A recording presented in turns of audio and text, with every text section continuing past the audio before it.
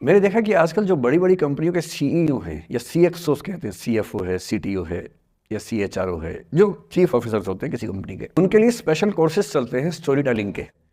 और उसमें मान लिया गया है कि अगर आप किसी कंपनी के सीईओ बनना चाहते हैं तो बेसिकली जो स्किल आपको आनी चाहिए वो स्टोरी टेलिंग की आनी चाहिए। आप कहानी सुना सकते हो। मैं सच्ची कहानियां सुनाना पसंद करता हूँ, झूठ बोलने से बचता हूँ। मैं आपको 3-4 छोटी छोटी कहानियां सुना रहा हूँ। ये सारी कहानियां सच्ची हैं, 1-1% सच्ची हैं। और मैं किसी का नाम नहीं लूँगा, जिनकी कहानी है उनका नाम नहीं लूँगा, उनकी प्राइवेसी का मामला है। पर हाँ, सच्ची कहानियाँ हैं। अच्छी बात है कि इन कहानियों के किरदार हम लोग नहीं बने, ईश्वर करे हम कभी ना बने, लेकिन कहानियाँ सच्ची हैं। जब मैं दिल्ली आया था 1990 में, मैं हरियाणा के एक शहर से, भिवानी से दिल्ली आया। मेरे ड्रीम कॉलेज में हंसराज भी था, पर मेरा संयुक्त से मेरा एडमिशन जाकिर हुसैन में हुआ। मेरे अंक ठीक थे, यहाँ हो सकता था, पर मैं तो नई दिल्ली स्टेशन पे उतरा, बाहर निकला, पता लगा वहीं एक कॉलेज है, वहीं एडमिशन ले लिया मैंने। तो कैंपस बड़ा अच्छा होता है। मैंने कहा क्या फ़र्क पड़ता है, कॉलेज कॉलेज होता है, छड्डो, यही छड्डो में सिखाने आया हूँ आप लोगों को। ये ठीक है, स्टेशन से निकले वहीं कॉलेज है, मैंने घर जाना होगा तो आराम से कॉलेज से निकल जाएंगे, क्या रखा है कैंपस में।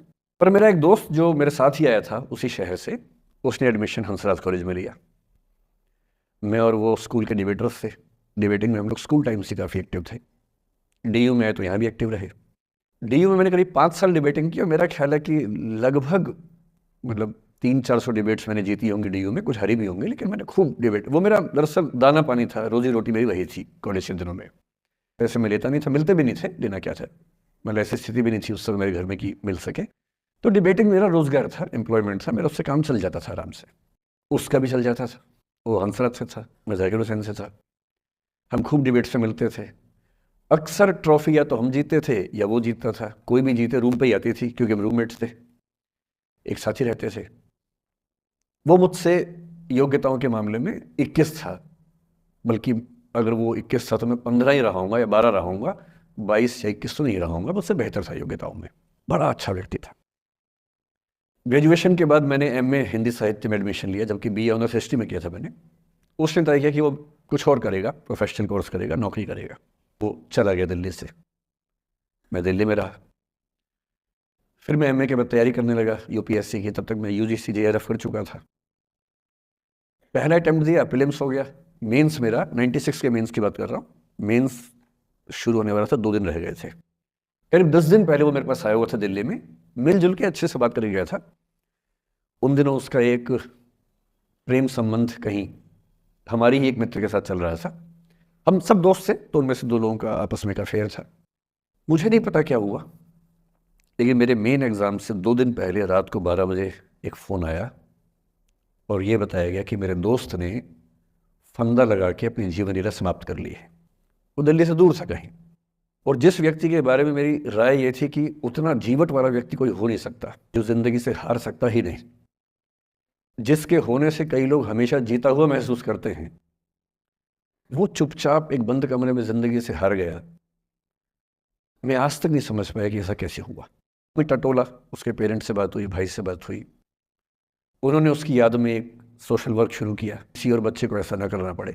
तो जो हल्का हल्का अनुमान हुआ वो है कि शायद कुछ ऐसा था रिलेशनशिप में जो नहीं संभल पाया था, और रिश्ता टूट ना जाए इसका दबाव बहुत ज़्यादा था, और वो दबाव झेल नहीं पाया। इस उम्र में ऐसा ऐसा फेज आता है, कई बार आता है। ये एक कहानी है, हंसराज कॉलेज से ही जुड़ी है, इसलिए मैंने सोचा कि वहीं से बात शुरू करूँ। नाम जैसा कि मैंने कहा मैं नहीं बताऊंगा, तो नाम बताने का मतलब भी नहीं। और वो जिसकी मैं कहानी सुना रहा हूँ, आप लोगों के जन्म से पहले की बात है। आप तो सब 21वीं सदी वाले बच्चे होंगे ना, जेन जी होंगे आप सब लोग, तो ये तो बहुत पुरानी। एक दूसरी कहानी सुनाता हूँ। मैं आपको 2-3 कहानियाँ सुनाऊंगा, फिर उन सबका सार निकाल लेंगे एक साथ हम लोग। दूसरी कहानी ये है कि जब मेरा सिलेक्शन हो गया 97 में, मतलब 96 अटेम्प्ट में पहली बार में मेरा सिलेक्शन हो गया था, मैं एक्सटेंशन लेके तैयारी कर रहा था और डीयू में मैं पढ़ा भी रहा था उस समय। तब मैं शायद डीएवी कॉलेज में था या अग्रसेन, मैं 2 जगह पढ़ा है डीयू में, तो उनमें से किसी कॉलेज में पढ़ा रहा था उस समय में। तो उस समय एक लाइब्रेरी है कैंपस में ही, सेंट्रल रेफरेंस लाइब्रेरी, आप जानते होंगे, सीआरएल बोलते हैं, जो विवेकानंद जी की स्टैच्यू है उसके सामने ही वो लाइब्रेरी है।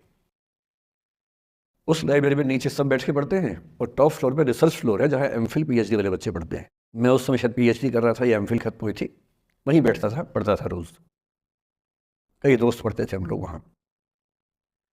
हम सुबह 8 बजे लाइब्रेरी खुलते ही वहाँ घुसते थे, रात को 1 बजे चलते थे लाइब्रेरी बंद होने के समय। तो वहाँ एक छत थी, छत पे एक छोटी सी कैंटीन थी जहाँ हम लोग जब जब बोर होते थे दिन में 3-4 बार जाके चाय पीते थे। चाय पी ली, बिस्किट खा लिया, थोड़ी गप्पे मार ली, वो सब वहाँ करते थे। तो वहाँ मेरे बहुत सारे दोस्त थे, उनमें से कई लोग अब बहुत सीनियर सिविल सर्वेंट्स हैं, कुछ लोग प्रोफेसर्स हैं DU में। 2 बच्चे थे मुझसे जूनियर, 3-4 साल जूनियर थे, बड़े प्यारे बच्चे थे।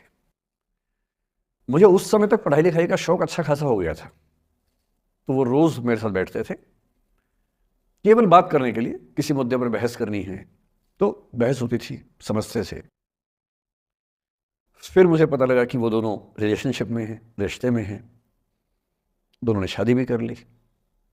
उनकी योजना DU में पढ़ाने की थी या सिविल सर्विस की भी थी शायद, पता नहीं।